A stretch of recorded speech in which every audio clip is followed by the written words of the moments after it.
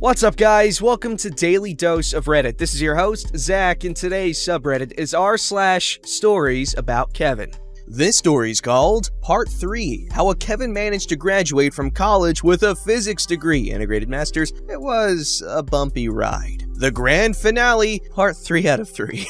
Here we are, the grand finale. I heard this from multiple people and they all said virtually the same thing, so I am confident that this is true and little to no embellishment was done. This took place during his last years of college. Since I heard this from other people and his academic path was a mess, I know the order of the events but don't know exactly in what year they happened. 8th, 9th, 10th. It was during these 3 years for sure. Now to the ending. So Kevin managed to pass some modules over the years, either by cheating or just pure dumb luck. Very few easier modules were passable by a multiple choice exam or presentation. I'm actually very surprised that he never got caught cheating, or if he was, he managed to keep it quiet and not be expelled somehow. I heard a few stories about presentations that he made that were horrible, like he would open the wrong PowerPoint without noticing right away and only realize a few slides in. Professors and students super confused by what the hell he was doing. Anyway, those are now minor details. In order to be allowed to write a thesis and graduate, you had to have earned a certain amount of credits for completing modules. In our case, it was all of them. So on your last year, you would plan ahead. You would start looking for projects within your field of interest and the specialized professor in that field in your first semester. If accepted by the professor, you would start working on your project in your second semester, with no modules, if you passed all the modules from the first semester and all the previous years. I hope this makes sense. So Kevin had all modules done except for 2. This means that he could not write his thesis. But this is for mere mortals. Physics Kevin is a legend and he was having none of it. So he went to every professor asking for possible projects that they may have open that he could work on. Every single professor was turning him down. Not because there was a lack of projects, not because he was still 2 modules short, but because Kevin was,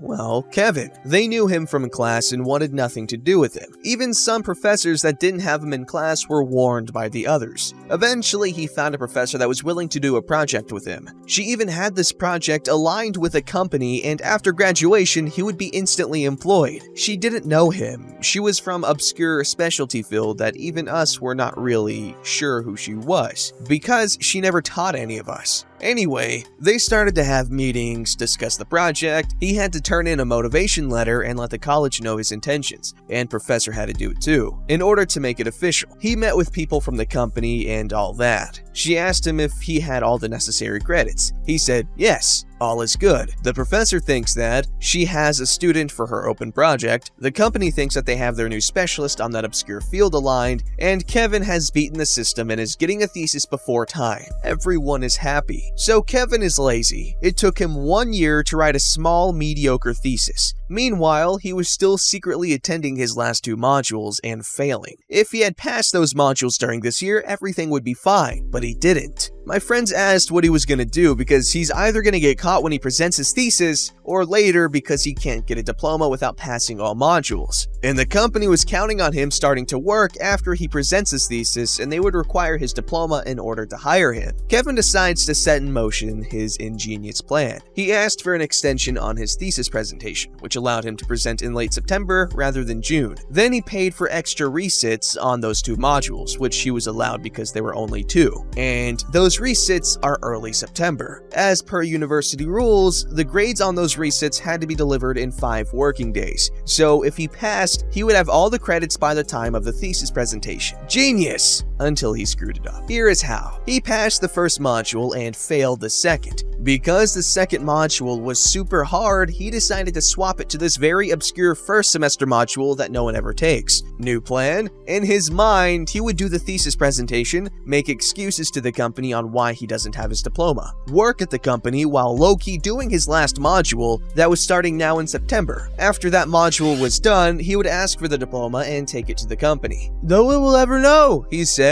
It was quite clever actually. Too clever for him without a doubt. I'm pretty sure someone came up with it and he was just following the plan. Okay, all is well. The presentation day comes. He presents his thesis in the morning, passes with mediocrity. Everyone passes on their thesis presentation, right? Off he goes after lunch for his obscure little easy-peasy module. And now crap hits the fan. For what I was told, he entered the room, the professor hadn't even arrived yet. He sets his thing on a desk. As he is sitting, the professor enters. He looks in shock as the professor is none other than the supervisor from his project. He was so busted. The professor asked what he was doing there. He tried some excuse that he just wanted to catch the class. Dumb move. There was only one student enrolled in that class, and it was him. Busted. The most ridiculous part of this all was that when you enroll, you see the module main subject and who the lecturer is. He didn't even recognize his supervisor's name that he had to include on his thesis when he was enrolling on his module. All hell broke loose. The teacher went to the academic services and principals. No one even knew what to do. There were no regulations for this. There were no rules for someone who had a thesis done but is still lacking module credits. They froze his thesis grade. The company called him to know about the thesis and set a date for his first day. He told them everything in hopes that they would wait for him because now his thesis grades were frozen. The company was pissed at all this and didn't want him anymore. Also, they were pissed at the university because how come no one, not a single soul in that university, remembered to check his student file to make sure that he actually had the necessary credits? This was going to be a PR nightmare for the university. You can't have universities being so oblivious to what happens under their own roofs and believing in what any student says without checking. So they kind of brushed it under the rug, allowed him to take the obscure module and pass him. When he passed, they unfroze his thesis, gave him a diploma, and sent him on his own way forever. And this is the tale of how Kevin got his master's degree in physics after 10 years of ups and downs, mostly downs.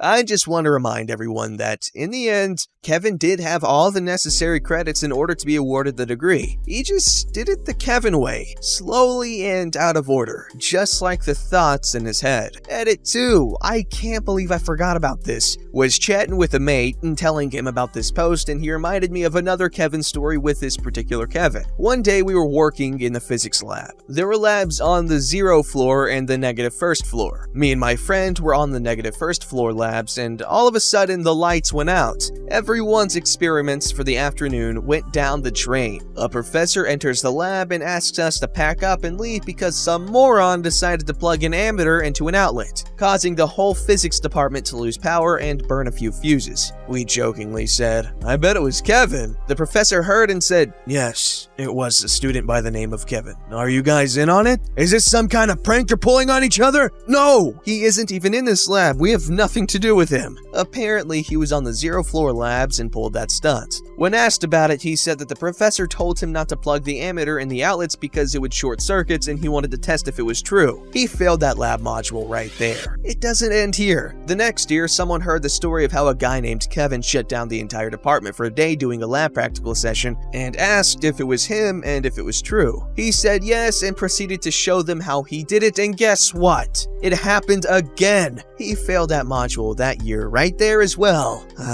You know what? You gotta hand it to Kevin. He did not give up despite the universe telling him over and over and over and over and over that this was not meant for him. Yet he decided that it was, or he was too dumb to hear the universe. But that, who knows? Who knows? Definitely not Kevin.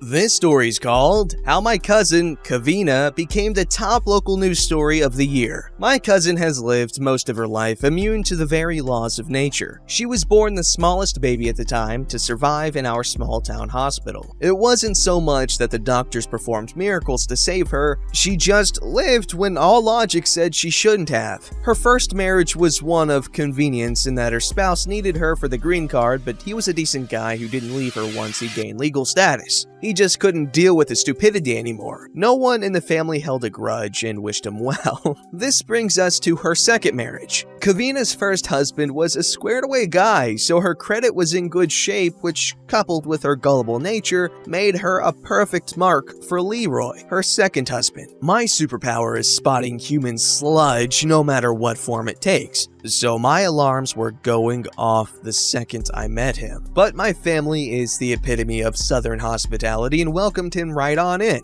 This is a Kevin story and not a Leroy story, so I will be brief in his description. Think adult, overweight, and larcenous Eddie Haskell from Leave It to Beaver crawling up everyone's ass until it's time to part them from their wallet. Soon there was a courthouse wedding. Leroy had been grumbling about Kevin opening a charge account, so he wanted to get that under control before she dug herself a hole. What he really meant was that he burned his credit long ago and needed her decent rating to set his plan in motion. There were new cars, a house, and new house under construction. Kevin just signed her name where Leroy pointed. That new house was a money pit, and Leroy couldn't hold off foreclosure much longer, so he attempted an arson scam. I say attempted because yes, Leroy did in fact set the fire. What he didn't plan on was that Kevin would call 911 and report it before he said it. Kevin was caught coming down the access road with gas cans and valuables in her truck. Kevin was arrested right along with her husband. She couldn't walk into a store without uncomfortable whispers, so she divorced Leroy and ran for the hills, right? Wrong! She allowed him to take out a $250,000 life insurance policy on her. She made minimum wage, and now that her credit was shot, had nothing of monetary value to bring to the marital partnership. A normal person might think twice about rendering themselves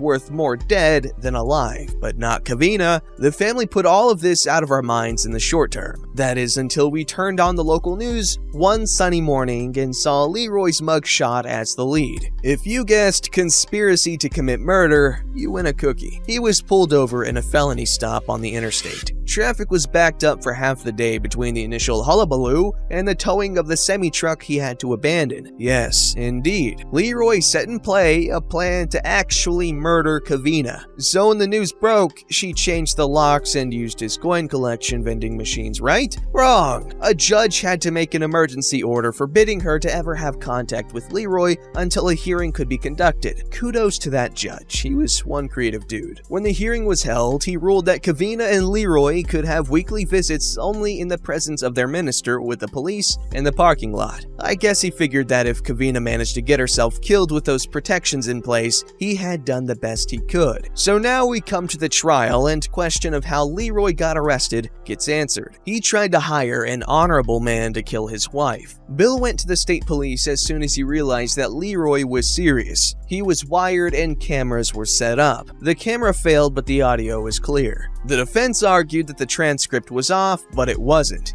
Bill's testimony hammered it home. I will never forget him describing Leroy visiting at his house for a breakfast meeting, sitting in his rocking chair, eating scrambled eggs while he was working out the merits of different methods of offing Kevin. If you know Leroy, you didn't need the video. Your imagination did a fine job. Running her off the road was discarded and a botched robbery was agreed upon. It was clear that the money changed hands. At this revelation, Kevin stood up in court and screamed, "Bastard!" at Leroy, right? Wrong. She set up her next visit with him through his attorney after court adjourned for the day. All through the first part of the trial, the prosecutor is giving himself ulcers trying to get Kevin to testify against Leroy. She has shown evidence that no one else has seen, including pictures of Leroy with his new girlfriend in another state. Kevin will not budge. Leroy explained all of this to her, and it's all a big conspiracy. As soon as he is cleared, they are gonna move and have a very happily ever after. The prosecutor knows when he is licked and sets up a plea for a much lesser charge. The kicker was that he, Leroy, had to agree to leave the state and never return. A true honest-to-God banishment. So Leroy had but a little time left before the get-out-of-Dodge thing kicked in. He was now free to meet with Kevin without chaperones. I seriously doubt the judge cared who killed who at this point. Leroy tells Kevin that he has a house lined up for them in a new state, failing to mention that his girlfriend is living in it. All he needs is settle the bond hold on their house and liquidate it, and they can be off in their new life. How stupid do you think I am? She raged at him, right? Wrong. What do you need me to do? Was her response. While Leroy was on house arrest at his minister's house, he convinced him to gather money from the congregation to satisfy the mortgage on the house and got a buyer lined up. Now, with the quitclaim deed that Kevin had just signed, he had 100% of the equity. It took her months and much reasoning from multiple people before she accepted that he wasn't going to send for her. Oh my god, does she live in Egypt? Because that woman is just freaking head deep in denial. Don't forget to like, subscribe, and hit that bell to never miss an episode.